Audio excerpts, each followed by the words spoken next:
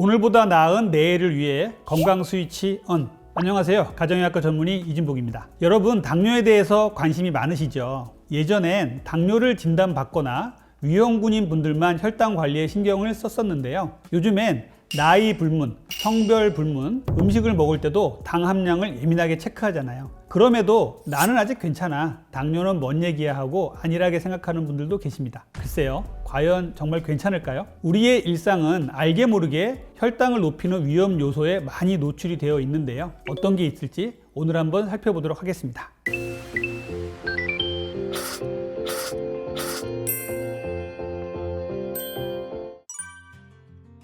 예전에는요, 진료실에서 어르신들이 원장님 단 거 많이 먹으면 당뇨 걸려요 그러면은 아유 그런 거하고 상관없어요 라고 말한 적이 있었는데요. 공부를 하면 할수록 또 비만 클리닉을 운영하면 할수록 비만 환자를 만나면서 느끼는 것이 단 음식을 많이 먹으면 살이 찌고 당뇨로 갈 수밖에 없다라는 말씀을 드리고 싶습니다. 결국 단 음식이라는 거는 이제 정제된 탄수화물류를 이제 말하는 게 가장 많을 텐데요. 정제된 탄수화물의 문제는요, 혈당을 아주 빨리 올려요. 그래서 우리 혈당이 불과 음식을 먹은 지 30분 정도밖에 안 지났는데 정상인들도 80, 90에서 200 이상 치솟아 올라가는 사람들이 많거든요. 이렇게 빠르게 올라간 혈당이 이제 혈중의 포도당 레벨이 쫙 올라가면은 우리 췌장에서는요, 바로 이것을 감지하고 인슐린이 나옵니다. 인슐린이 나오는 이유는요, 포도당이 혈중에 둥둥 떠다닌다고 우리 몸에 에너지원이 되는 게 아니에요. 인슐린이 나와서 포도당을 세포 안으로 집어 넣어야 비로소 세포 안에서 ATP가 생성이 되면서 에너지 생성이 되는 것입니다. 예전에는 이제 통곡물을 많이 먹고 그리고 이렇게 정제된 탄수화물이 많지 않을 때는 그렇게 혈당이 빠르게 올라가지도 않았고 많이 올라가지도 않았었습니다. 그런데 이제는요, 정말 깡마른 젊은 20대 여성분들도 24시간 혈당 측정기를 차고 재보면요, 혈당이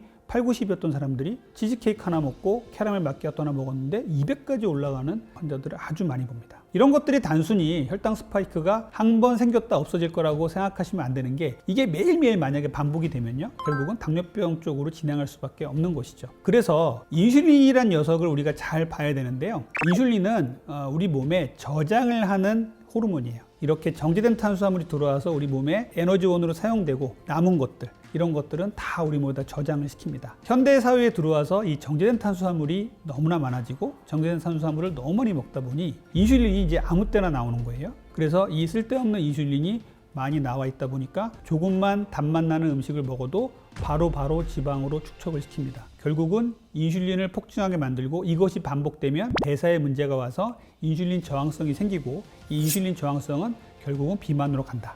그리고 비만만 일으키는 것이 아니라 췌장에 영구적인 장애를 일으켜서 당뇨로 가게 되는 것이죠. 혈중에는 포도당이 넘쳐 흐르는데 우리 몸속에는 에너지원이 부족한 이런 상태예요. 피의 점도가 높아지기 때문에 혈전도 만들고요. 그래서 뇌혈관 질환이라든지 심혈관계 질환, 콩팥이라든지 신경, 그리고 말초혈관의 질환까지 다 일으키게 되는 거예요. 유전적인 요소라든지 이런 것들도 많이 좀 고려를 해야겠지만, 아무리 우리가 유전적인 요소가 없고 근육이 충분한 사람도요, 단맛 나는 음식을 계속 많이 먹게 되면요, 상대적인 인슐린 결핍이 오게 될 수밖에 없습니다. 그렇게 되면은 결국은 당뇨병으로 갈 수밖에 없다라는 말씀을 드리겠습니다. 우리 현대인들에겐요, 희한한 병이 하나 있습니다. 그건 바로 의자병이라는 병인데요, 의자를 보면 앉고 싶어서 의자를 찾으러 다닌다, 의자에 앉아가는 거를 너무나 편하게 생각한다는 것을 의자병이라고 얘기를 해요. 그래서 이 의자병은 정말 심각합니다. 최근에 언론에서도 많이 나왔지만 흡연보다 의자에 오래 앉는 것이 더 나쁘다라는 말을 들은 적이 있으실 거예요.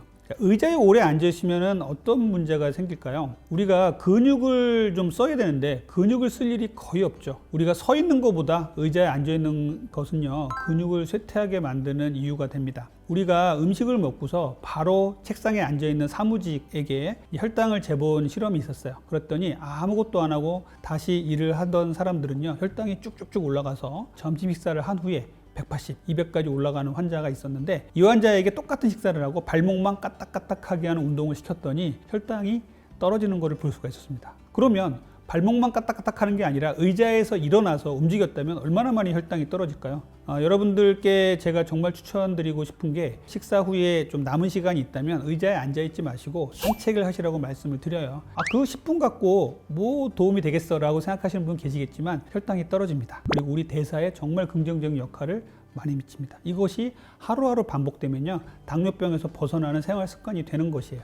이 의자병은요, 근육을 쓰지 못하게 한다는 것이 가장 문제가 되고요. 근육은요, 혈당을 머금는 저수지입니다. 혈당을 한동안 머금었다가 또 혈당이 부족하면 근육에서 혈당을 내보내주고 이런 역할을 하는데, 근육이 부족해지면 결국은 당뇨병으로 가게 되는 이러한 이유가 되는 것이에요. 최근 연구에 의하면요, 8시간을 앉아있는 사람이 4시간을 앉아있는 사람보다 당뇨병 발생률이 2배 이상 높았다라는 연구가 있습니다. 이 정도로 현대인들에게 이 앉아있는 습관들은요, 당뇨병으로 가게 하는 아주 큰 이유가 돼버렸어요. 그래서 저는 꼭 앉아있을 일이 아니면 일어서라라고 말씀을 드립니다. 여러분들도 되도록이면 지하철에서 의자가 있어도 좀 서서 가시고, 또 걸으면서 근육을 움직인다, 이렇게 생각해 주시면 좋겠습니다.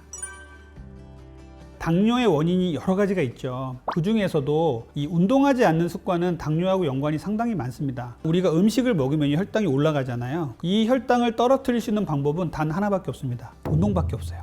무조건 걸으셔야 됩니다. 24시간 혈당 측정기를 제가 차고서 직접 재본 건데, 걸으면 혈당이 올라가던 것이 멈추거나 이 올라가던 속도가 더뎌집니다. 그러다가 걷기를 멈추잖아요. 그러면 혈당이 또 스르르 또 올라갑니다. 이 혈당이라는 게 운동과 이렇게 많이 연관이 있습니다. 식후에 운동하는 습관이 정말 중요하겠죠. 식사 후에는 누구나 혈당이 올라갈 수밖에 없는 환경이기 때문에 이때 운동을 해서 우리 혈당을 안정화시키는 것이 정말 중요합니다. 운동은 저는 좋아하시는 운동이 있으면 하시라고 말씀을 드리는데, 제일 중요한 운동이 식후에 걷기입니다. 식후에 걷기가 무슨 운동이 되느냐라고 말씀하시는 분들이 계신데, 혈당 수준에서 봤을 때, 또 당뇨의 치료 목적으로 봤을 때 식후 걷기는 정말 중요해요. 당뇨 환자는요, 공복 시에 극심한 운동을 하시면요, 저혈당에 빠질 수가 있어요. 식후에 운동을 하시면요, 이 저혈당의 위험은 상당히 많이 줄어듭니다. 그래서 식후의 운동은 이렇게 중요하다라는 말씀을 드리겠습니다. 의외로 이런 음식들에 당이 많아서 깜짝 놀라는 경우가 있습니다. 여러분들 시리얼하고 그래놀라 같은 것들을 아주 먹기 편하다고 아침에 우유에다 부어가지고 거의 마시다시피 후룩 먹고 나오시는 분들 계시는데, 이렇게 먹은 시리얼과 그래놀라가 혈당 수준을 엄청나게 올릴 수가 있습니다. 물론 최근에는 단백질도 넣고 혈당을 아주 올리지 않는 이런 시리얼이나 그래놀라가 있다고 들은 적도 있습니다만, 저는 전통적인 시리얼이나 그래놀라를 말씀드린 겁니다. 제가 시리얼을 정말 많은 것을 인터넷으로 주문해서 먹어보고 혈당을 재봤는데요, 어김없이 혈당이 어마어마하게 올라갔습니다. 이 시리얼은 결국은 이 탄수화물을 정제를 잘 해가지고요, 다시 뭉친 거잖아요. 여러분들 시리얼의 역사를 들으면 좀 놀라실 수 있는데요, 남성들의 성욕을 억제하기 위해서 시리얼을 만들었어요. 종교적인 목적으로 만들었다가 산업혁명 이후에 노동자들을 어떻게 먹는 시간마저 줄여가면서 노동을 착취할 수 있을까 하고 자본가들이 만든 게 바로 시리얼입니다. 그래놀라도 마찬가지입니다. 곡류 같은 것들, 견과류 같은 것들을 막 섞어서